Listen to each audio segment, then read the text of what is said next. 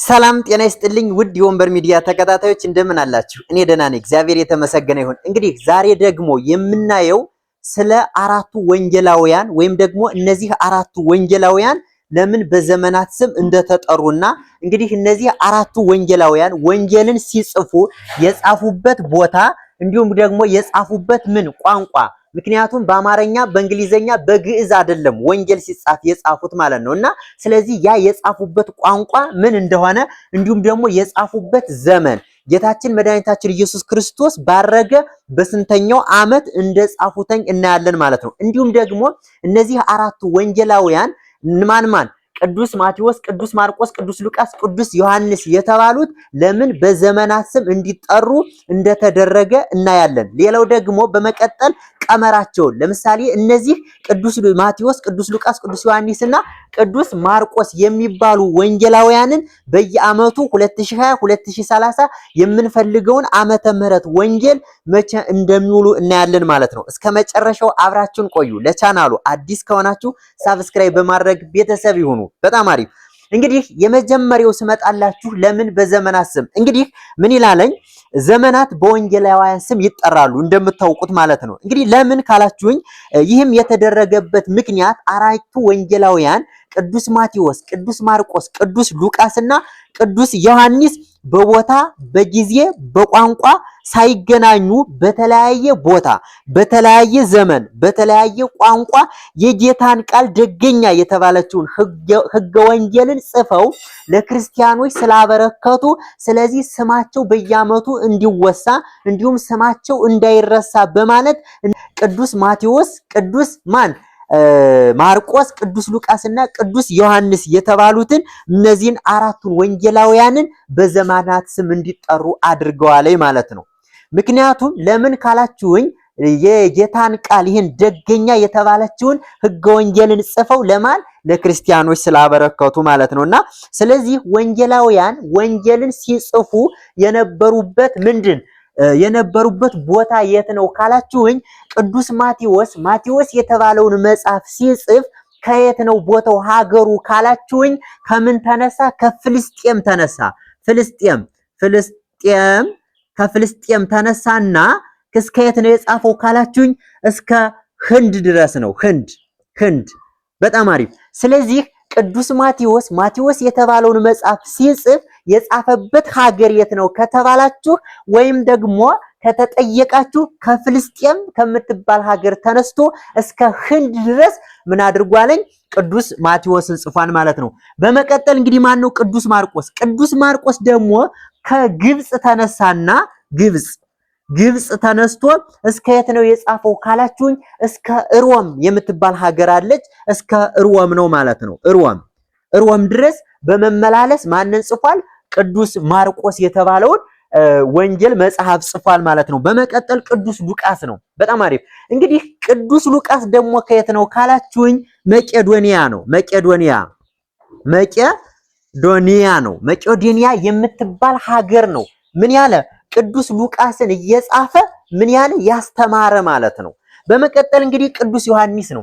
ቅዱስ ዮሐንስ የት ነው ካላችሁኝ ኤፌሶን ነው። ኤፌሶን የምትባል ሀገር ነው የጻፈው። ኤፌሶን ማለት እስያ ማለት ነው። እስያ እንግዲህ ቅዱስ ዮሐንስ ዮሐንስ የተባለውን መጽሐፍ ወንጌል ሲጽፍ ከየት ነው የጻፈው ያስተማረው ካላችሁኝ እስያ ሀገር ውስጥ ነው።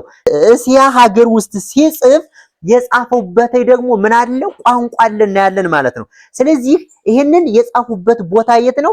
ቅዱስ ዮሐንስ እስያ ወይም ኤፌሶን እየተመላለሰ በኤፌሶን ሀገር ማንን ሕገ ወንጌልን ቅዱስ ዮሐንስ የተባለውን ወንጌልን መጽሐፍን ጽፎ አበርክቷል ማለት ነው። ታዲያ እነዚህ ወንጌላውያን ሲጽፉ የጻፉበት ቋንቋ ምንድነው ነው? በጣም አሪፍ። በግዕዝ ነው ወይስ በአማርኛ ወይስ በእንግሊዘኛ?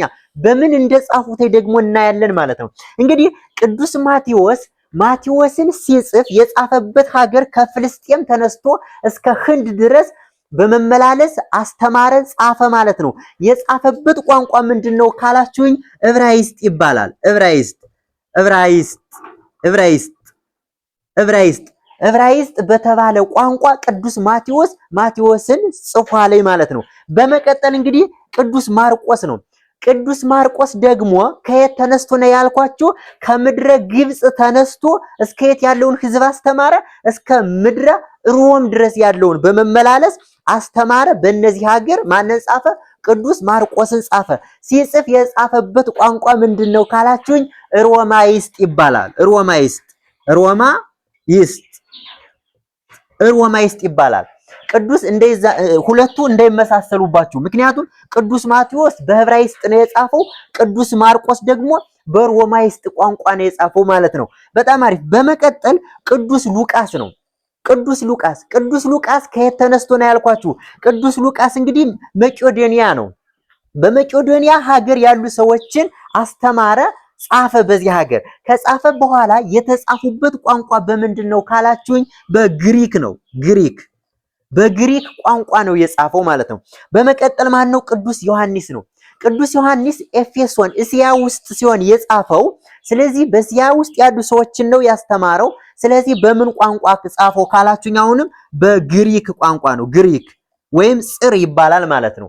ስለዚህ ወንጌላውያን ወንጌልን ሲጽፉ እነዚህ አራቱ ወንጌላውያን በዚህንን ቋንቋ ነው የጻፉት። ታዲያ እነዚህ ወንጌላውያንን ይህን ከጻፉ በኋላ ነው አባቶቻችን ስማቸው እንዳይረሳ በማለት በዘመናት ስም እንዲጠሩ ያደረጉ ማለት ነው። ታዲያ በመቼ ዘመን ጻፉት ነው? አይስቡት እንግዲህ ቅዱስ ማቴዎስ የተጻፈበት ዘመን መቼ ነው ካላችሁኝ? ጌታችን መድኃኒታችን ኢየሱስ ክርስቶስ ባረገ በ8 ዓመቱ ነው የጻፉት። ታዲያ ጌታችን መድኃኒታችን ኢየሱስ ክርስቶስ ወደዚች ምድር መጥቶ ከዛም በኋላ ስንት ዓመት? 34 ዓመት ነው። በ34 ዓመቱ ነው ጌታችን መድኃኒታችን ኢየሱስ ክርስቶስ ምን ያለ ያረገ። ጌታችን መድኃኒታችን ኢየሱስ ክርስቶስ ባረገ ከ34 በኋላ በስንት? በ8ኛ ዓመት ጽፏል ማለት ነው። ያ ማለት በ8 ዓመት ጌታ ባረገ። ጌታ እንግዲህ ጌታ ስል ደግሞ ወደ ሌላ እንዳትወስዱት፣ ምክንያቱም በወንጌልም ተጽፏል ጌታ ኢየሱስ ክርስቶስ እያለ ስለሚጠራው ማለት ነው። ስለዚህ ጌታችን መድኃኒታችን ኢየሱስ ክርስቶስ ባረገ በስንተኛው? በ8ኛው ዓመት። በ8ኛው ዓመት ማለት ጌታችን መድኃኒታችን ኢየሱስ ክርስቶስ ያረገ በስንት ነው? በ34 ዓመቱ ነው። 34 ሲደመር 8 ያ ማለት ስንት ይመጣል ማለት ነው? በ42 ማለት ነው። በ42 ዓመት ነው የጻፈው። በ42 ዓመተ ምህረት ማለት ነው። ምክንያቱም ዓመተ ምህረት የምንለው ጌታችን መድኃኒታችን ኢየሱስ ክርስቶስ ከተወለደ ወዲህ ያለው ነው ብለናል ማለት ነው። ከዛም በፊት የነበረው ዓመተ ፍዳ፣ ዓመተ ኩነኔ፣ ዓመተ ስቃይ በሉት። የስቃዩ የመከራው ዘመን ተብሎ ይጠራ ነበር። ጌታችን መድኃኒታችን ኢየሱስ ክርስቶስ ሲወለድ ግን ዓመተ ምህረት ተማለ። ምህረት የመጣልን ምህረት የተገኘበት። አሁን 2000 ስንት ነው? 18 ነው። ስለዚህ ያ ማለት ስንት ዓመት ሆኖታል? እንግዲህ ቅዱስ ማቴዎስን ሲጽፍ ስንት ዓመት ሆኖታል ከጻፈው ካላችሁኝ? አሁን 2000 ስንት ነው? 2018 ነው። ሲቀነስ ስንት ታረጉታላችሁ? 34 ስታደርጉታኝ የመጣውን ዓመት ያክል ቆይቷል ማለት ነው። በመቀጠል ማን ነው? ቅዱስ ማርቆስ ነው። ቅዱስ ማርቆስን ሲጽፍ ከግብጽ እስከ ሮም ነው ብለናል። የጻፈበት ቋንቋ ሮማይስጥ ነው ብለናል። የጻፈበት ዘመን ጌታችን መድኃኒታችን ኢየሱስ ክርስቶስ ባረገ በስንተኛው ዓመት? በ11ኛው ዓመት ነው። 11ኛው ዓመት ያ ማለት 11 ዓመት ማለት በ34 ነው አይደለ የሆነ። ስለዚህ ከዚህ ላይ ምን ማድረግ ነው? መደመር ነው። ስትደምሩት ከዚህ ላይ ስንት ይመጣል? በ46 ዓመት ማለት ነው። በ46 ዓመት ማለት ነው። በጣም አሪፍ። በመቀጠል እንግዲህ ማን ነው ካላችሁኝ? ቅዱስ ሉቃስ ነው። ቅዱስ ሉቃስ ደግሞ የጻፈበት በግሪክ ወይም በጽር ቋንቋ ሲሆን የተጻፈበት ዓመተ ምህረት ወይም ዘመን ጌታችን መድኃኒታችን ኢየሱስ ክርስቶስ ባረገ በስንት ዓመት ነው? በ21 ዓመት ነው። በ21 ዓመት ነው።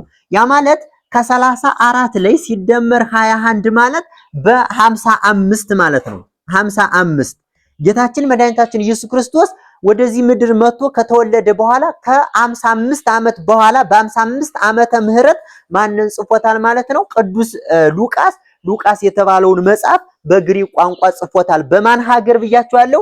መቄዶንያ በምትባል ሀገር ጽፎ የመቄዶንያን ሀገር ህዝቦች አስተምሯል ማለት ነው። በመቀጠል ማን ነው የመጨረሻው? ቅዱስ ዮሐንስ ነው። ቅዱስ ዮሐንስ ጌታችን መድኃኒታችን ኢየሱስ ክርስቶስ ባረገ በስንት ዓመተ ምህረት ነው? በ30 ዓመተ ምህረት ነው። በ30 ዓመተ ምህረት ነው የጻፈው። በ30 ዓመተ ምህረት ማለት ጌታችን መድኃኒታችን ኢየሱስ ክርስቶስ ያረገ በስንት ነው ብያችኋለሁ? በ34 ዓመቱ ነው። ሲደመር 30 ስንት ይሆናል? 64 በ64 ዓመተ ምህረት ነው። እዚህ ላይ የምትዟቸው ዓመተ ምህረት ነው። ስለዚህ 5500 ዘመን አለቀ በኋላ ጌታችን ተወለደ። 1 2 3 4 34 ዓመት ቆየ፣ ዓመተ ምህረት ተባለ። ከዚያም በኋላ ጌታችን መድኃኒታችን ኢየሱስ ክርስቶስ ባረገ በ34 ዓመቱ ያ ማለት በ30 ዓመት ጽፎታል ማለት ነው። ያ ማለት በ64 ዓመት ማን ቅዱስ ዮሐንስ የተባለውን መጽሐፍ ጽፎልናል፣ አስተምሮናል ማለት ነው። በጣም አሪፍ። ስለዚህ ከዚህ በመቀጠል እነዚህን ካየነ በመቀጠል የምናየው ታዲያ በየዓመቱ ወንጌላውያንን እንዴት አድርገን እናገኛለን ነው። አሁን ቀመራቸውን ትይዙልኛላችሁ ማለት ነው። ቀመራቸውን ስትይዙልኝ ስለዚህ እዚህ ላይ ይችን ላጥፋና ስለዚህ ምንድነው ቀመራቸው? ቅዱስ ማቴዎስ፣ ቅዱስ ሉቃስ፣ ቅዱስ ዮሐንስና ቅዱስ ማርቆስን ለማግኘት የምንጠቀመው ምንድን አለ? ቀመር አለ። በየዓመቱ መቼ እንደሚውሉ ማለት ነው።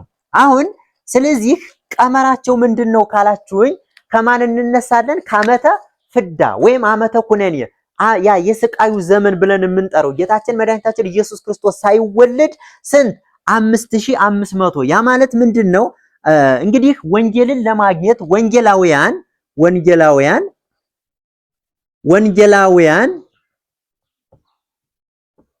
ወንጌላውያን እኩል ይሆናል ትሉና ቀመራቸውን አሁን በደንብ ሸምድዳችሁ ትይዙልኛላችሁ ማለት ነው። ወንጌላውያን እኩል ይሆናል ምን? ዓመተ ፍዳ ወይም ዓመተ ኩነኔ ዓመተ ፍዳ ሲደመር ዓመተ ምን? ዓመተ ምህረት እኩል ይሆናል ዓመተ ምን ይመጣል? ዓመተ ዓለም ይመጣል። ዓመተ ዓለም ቀመሯ ይቻናል። ከዚያ ምንድነው የምታደርጉት? ዓመተ ዓለም ሲካፈል ለማን ታረጉታላችሁ? ሲካፈል ለስንት ታደርጉታላችሁ? ለአራት ታረጉታላችሁ።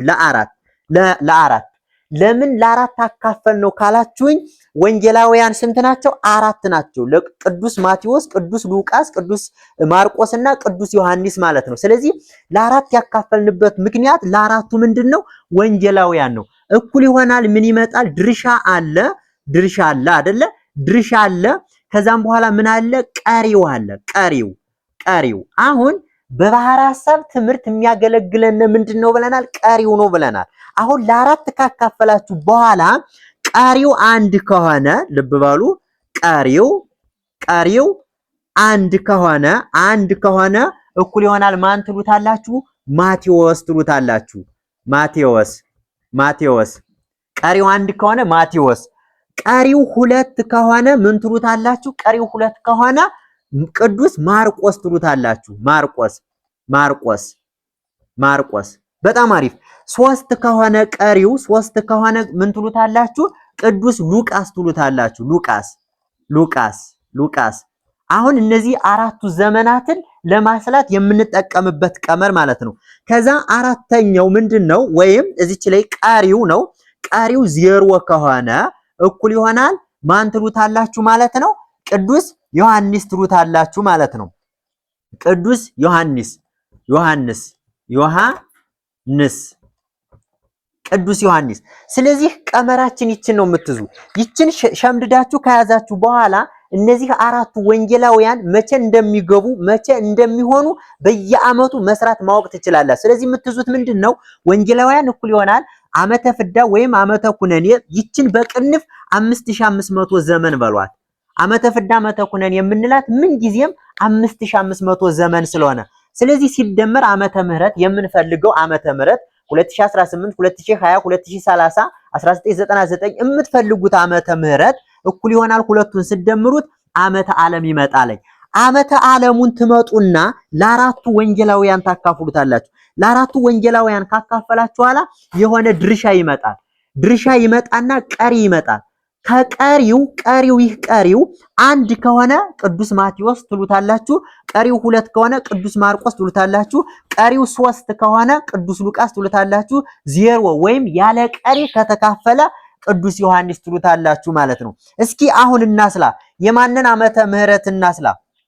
ስለዚህ አንዱን ዓመተ ምህረት ስናሰላ ከዚህ ላይ ለምሳሌ የ2018ን እናሰላለን። 2018 በጣም አሪፍ። የ2018 ዓመተ ምህረት ወንጌልን ለማግኘት ስለዚህ ወንጌላውያን እኩል ይሆናል ዓመተ ፍዳ ስንት ነው ብለናል? 5500 ዘመን ሲደመር ዓመተ ምህረት የማን ነው? የ2018 ዓመተ ምህረት ወንጌሉ ማን እንደሆነ ለማስላት ነው። በጣም አሪፍ 5500 ዘመን ሲደመር ስለዚህ ዓመተ ምህረት ስንት ነው? 2018 በጣም አሪፍ። ሁለቱን ስንደምራቸው ስንት ይመጣልኝ?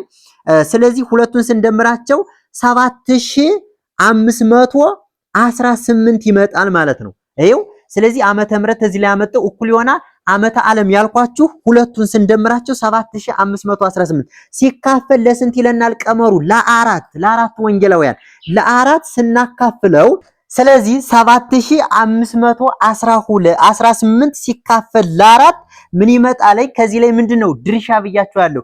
ድርሻው ስንት ይመጣል ካላችሁኝ እኩል ይሆናል 1879 ቀሪው ስንት ይመጣልኝ ካላችሁኝ 2 ይመጣል ማለት ነው። ሁለት ቀሪው 2። ስለዚህ የ2018 ዓመተ ምህረት ወንጌሉ ማን ነው ብትባሉ ስንት ነው? ቀሪው 2 ከሆነ ስንት ነው?